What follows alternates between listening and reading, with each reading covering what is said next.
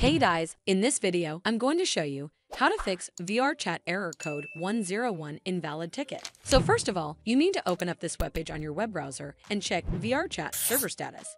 Sometimes it can happen due to server issues.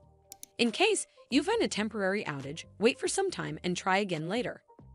But if you experience no outage here and still encounter this issue, then you need to head over to your game library on Steam.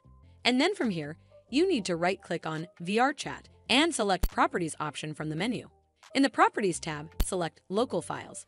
Then on the Local Files page, select Verify Integrity of Game Files. Steam will then take some time to verify your files and you're done.